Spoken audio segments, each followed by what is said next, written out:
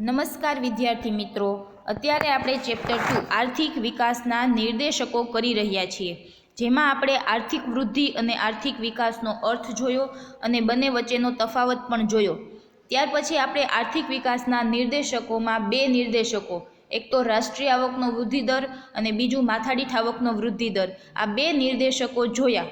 હવે એના પછીનો જે ત્રીજો નિર્દેશક છે એ છે જીવનની ભૌતિક ગુણવત્તામાં સુધારણા. આ ખૂબ જ અગત્યનો નિર્દેશક છે અને આમાં કોઈ પણ માણસ હોય, જીવનની જે પ્રાથમિક જરૂરિયાતો હોય, માણસની જે જીવન જરૂરિયાતની વસ્તુ હોય કે જેનાથી માણસનું જીવન ધોરણ ઊંચું આવે, માણસની ભૌતિક સુખાકારીમાં વધારો થાય, તો આ બધી બાબતોનો સમાવેશ છે એ આ આંકમાં કરવામાં આવે છે. એટલા માટે ભારત જેવા ખૂબ અતિ વસ્તી ધરાવતા દેશ માટે માત્ર વિકાસ જ પૂરતો નથી, પરંતુ વિકાસની સાથે સાથે લોકોના જીવન ધોરણમાં પણ સુધારો થાય છે કે નહીં, જીવન ધોરણ ઊંચું આવે છે કે નહીં, લોકોને ઉચ્ચ ગુણવત્તાવાળી વસ્તુઓ મળે છે કે નહીં, આ બધા ઘણા બધા પ્રશ્નો છે એ ભારતીય અર્થતંત્ર સાથે સંકળાયેલા છે. અને આ બધા પ્રશ્નોના નિવારણ માટે એના માટેના જે નિર્દેશકો છે કે જે વિકાસને ધ્યાનમાં લઈને વિકાસને પરિભૃત કરે છે, કે જે વિકાસ થઈ રહ્યો છે તો કે પ્રકારનો વિકાસ થઈ રહ્યો છે, વિકાસ છે એ કેવો થવો જોઈએ, કઈ રીતના થવો જોઈએ, શું કામ થવો જોઈએ, કઈ જગ્યાએ થવો જોઈએ, તો આ બધા જે પ્રશ્નો છે એના નિવારણ માટે એના નિર્દેશકો છે એ ઉપયોગમાં આવે છે. અને કયો નિર્દેશક છે કે જે દેશના અર્થતંત્ર માટે અનુકૂળ છે એ પણ ખૂબ અગત્યની બાબત છે.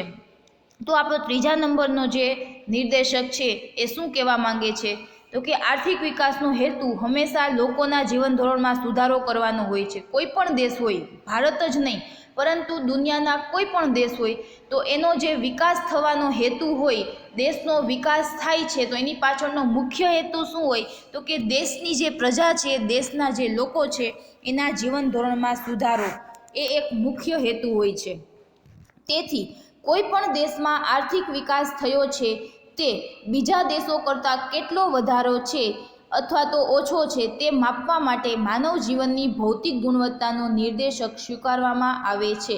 હવે બે દેશોની જ્યારે કમ્પેરિઝન કરવાની હોય, જ્યારે બે દેશોની તુલના કરવાની હોય કે એક દેશનો વિકાસ બીજા દેશ કરતાં કેટલો વધારે થયો છે અથવા તો કેટલો ઓછો થયો છે, તો આ માપવા માટે માનવ જીવનની જે ભૌતિક ગુણવત્તા છે એનો નિર્દેશક સ્વીકારવામાં આવ્યો છે. એટલે કે આ જીવનની ભૌતિક ગુણવત્તાનો આંક એ બે દેશોના વિકાસની તુલના કરવા માટે ઉપયોગમાં લેવામાં આવે છે.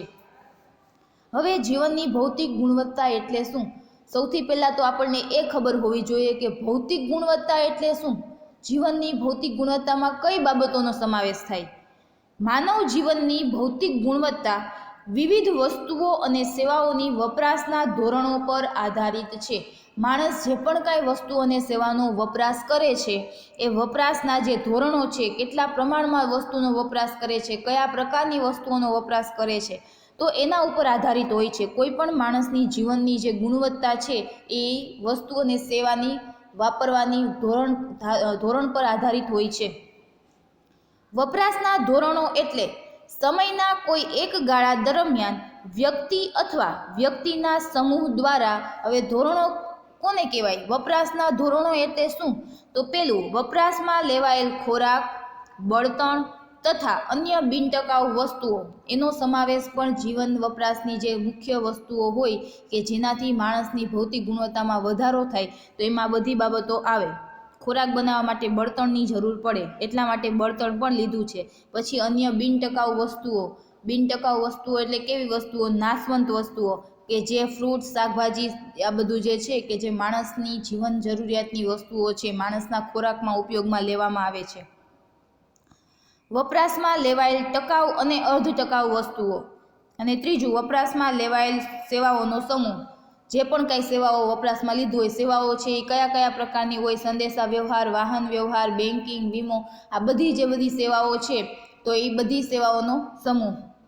આ વપરાશના ધોરણ કે જીવન ધોરણ તેમના જીવનની ભૌતિક ગુણવત્તા નક્કી કરે છે. તેથી વપરાશના ધોરણ કે જીવન ધોરણને જીવનની ભૌતિક ગુણવત્તા તરીકે ઓળખવામાં આવે છે. એટલા માટે જીવનની ભૌતિક ગુણવત્તા એટલે શું? તો કે માણસ, કોઈ પણ માણસ હોય કે માણસનો સમૂહ હોય, એને જે વસ્તુનો વપરાશ કરે છે એ વસ્તુ અને સેવાઓના સમૂહને શું કહેવામાં આવે છે? જીવનની ભૌતિક ગુણવત્તા. દેશના નાગરિકોનું જીવન ધોરણ ઊંચું જાય તો જીવનનો ભૌતિક સુધારો થયો છે તેમ કહી શકાય. કોઈ પણ દેશ હોય એના નાગરિકોનું જીવન ધોરણ ઊંચું જાય. જીવન ધોરણ ક્યારે ઊંચું જાય? જ્યારે એ જે વસ્તુઓનો વપરાશ કરે છે એ વસ્તુઓ છે એ એને ગુણવત્તાવાળી અને પૂરતા પ્રમાણમાં મળી રહેતી હોય ત્યારે લોકોનું જીવન ધોરણ છે એ ઊંચું જાય. તો જીવન ધોરણ ઊંચું જાય એટલા માટે દેશના માણસનો જીવનનો ભૌતિક ગુણવત્તામાં સુધારો થઈ રહ્યો છે એમ કહેવાય. હવે જીવનની ભૌતિક ગુણવત્તામાં કઈ કઈ બાબતોનો સમાવેશ થાય છે? આ ખાસ તમને 2 માર્કમાં પૂછવામાં આવે છે કે જીવનની ભૌતિક ગુણવત્તામાં સમાવેશ થતી બાબતો જણાવો. કોઈ એક વર્ષના ગાળામાં દેશના લોકોએ વપરાશમાં લીધેલ વસ્તુઓ અને સેવાઓના સમૂહ માનવ જીવનની ભૌતિક ગુણવત્તા નક્કી કરે છે. આ વસ્તુઓ અને સેવાઓમાં મુખ્યત્વે નીચેની ઘટકોનો સમાવેશ થાય છે. હવે માણસ જે કંઈ વસ્તુઓ અને સેવાઓ વપરાશમાં લે છે તો એમાં કઈ કઈ વસ્તુ અને સેવાઓનો સમાવેશ થાય છે, એના ઘટકો કયા છે? તો અહીંયા આપણને આપેલું છે, પહેલું છે ખોરાક. ખોરાક કેવા પ્રકારનો? કેલરી, પ્રોટીન, ચરબી બધા પ્રકારનો ખોરાક. બીજું છે આરોગ્ય અને તબીબી સેવાઓ. એના વસ્તીના એકમ દીઠ ડૉક્ટરનું પ્રમાણ. એકમ દીઠ ડૉક્ટરનું પ્રમાણ કીધું છે એટલે જે પ્રમાણેની વસ્તી હોય તો એમાં દરેક વ્યક્તિઓને પૂરતા પ્રમાણમાં આરોગ્યની સારવાર મળી રહે, પૂરતા પ્રમાણમાં ડૉક્ટરોની સલાહ મળી રહે એટલા માટે અહીંયા વ્યક્તિ દીઠ કીધું છે, એકમ દીઠ ડૉક્ટરનું પ્રમાણ કીધું છે. હવે દેશમાં વસ્તી વધારે હોય અને ડૉક્ટરોનું પ્રમાણ ઓછું હોય તો એના કારણે શું થાય કે બધા લોકોને પૂરતા પ્રમાણમાં આરોગ્યની સુવિધાઓ ન મળે જેથી કરીને લોકો છે એમાં ઘણી વખત મૃત્યુ પણ પામે અને એને પૂરતા પ્રમાણમાં સારવાર પણ ન થાય જેથી કરીને મૃત્યુ દરમાં વધારો થાય. ત્રીજું છે રહેઠાણ અને કપડાં. એમાં રહેઠાણમાં ઓરડાઓની સંખ્યા, ઓરડા દીઠ સરેરાશ વ્યક્તિ. હવે કોઈ પણ વ્યક્તિઓને રહેઠાણ છે તો જે પ્રમાણેનું ફેમિલી હોય એ પ્રમાણેનું વ્યક્તિઓને રહેઠાણ મળવું જોઈએ. હવે ખૂબ મોટું ફેમિલી હોય અને એનું મકાન છે એ નાનું હોય તો લોકોને રહેવામાં અગવડતા પડે એટલા માટે અહીંયા ઓરડાની સંખ્યા અને વ્યક્તિ દીઠ સરેરાશ ઓરડા કીધા છે.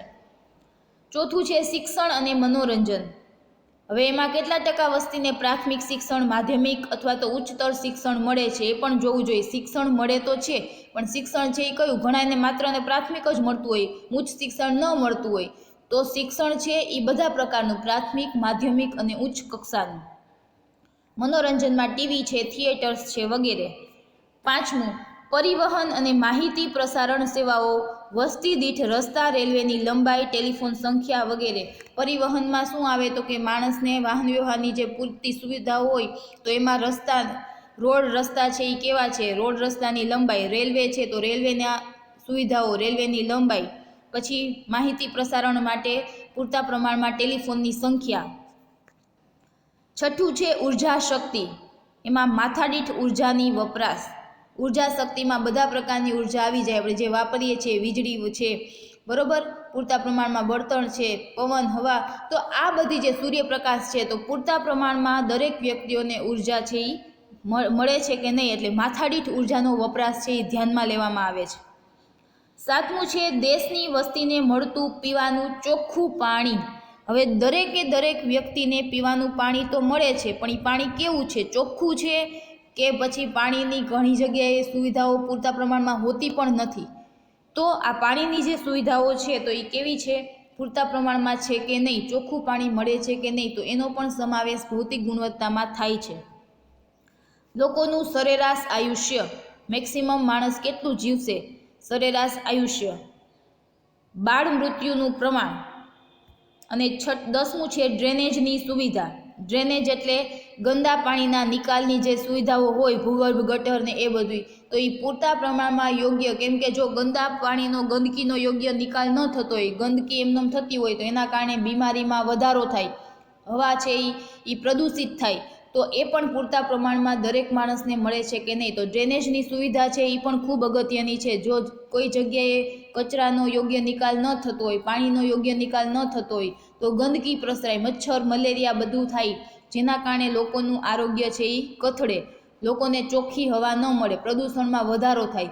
તો એ પણ એક અગત્યની બાબત છે કે ડ્રેનેજની સુવિધાઓ પણ લોકોને પૂરતા પ્રમાણમાં મળે છે કે નહીં. જો ઉપરયુક્ત 10 બાબતોમાં સુધારો થઈ રહ્યો છે તો દેશમાં માનવ જીવનની ભૌતિક ગુણવત્તા સુધરી છે તેમ કહી શકાય. આ જે 10 બાબતો આપેલી છે એ 10 બાબતોમાં વધારો થતો હોય તો માણસની ભૌતિક ગુણવત્તામાં, જીવનના ભૌતિક ગુણવત્તામાં વધારો થાય છે એમ કહેવાય. જો સુધારો ન થયો હોય તો કયા ક્ષેત્રમાં સુધારાની જરૂર છે તે જાણી તેના ઉપાયો યોજી દેશના વિકાસને વધારી શકાય છે. આમાંથી જે પણ 10 સુવિધાઓ આપેલી છે, જે પાયાની સુવિધાઓ છે, એમાંથી જો કોઈ સુવિધાઓ પૂરતા પ્રમાણમાં ન મળતી હોય, કોઈ જગ્યાએ કંઈ ખામી હોય તો એ દૂર કરી અને વિકાસ છે એ વધારી શકાય છે. માનવ જીવનના કોઈ પણ નિર્દેશકને સાપેક્ષ રીતે પણ રજૂ કરી શકાય. સૌથી ઊંચું મૂલ્ય ધરાવતા નિર્દેશકને 100નો આંક અપાય છે. આ ખાસ યાદ રાખવાનું છે. જીવનની ભૌતિક ગુણવત્તામાં સૌથી જે વધારે મૂલ્ય ધરાવતો નિર્દેશક હોય તો એને શું કહેવાય? 100નો આંક અપાય છે. જીવનની ભૌતિક ગુણવત્તા સુધારવા ઉપર વિકાસશીલ દેશો હવે વધારે ધ્યાન આપે છે.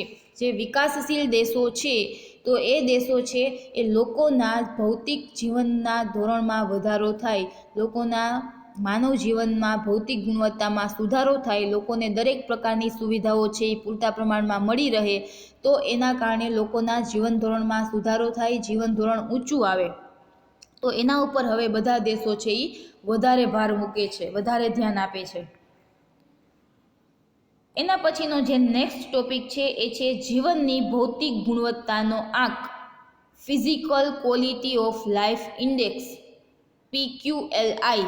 PQLI તમને ફૂલ ફોર્મ તરીકે પણ પૂછવામાં આવે છે, ટૂંક નોંધ સ્વરૂપે પણ પૂછવામાં આવે છે અને ખૂબ જ અગત્યનો ટોપિક છે જે આપણે નેક્સ્ટ સેશનમાં જોશું.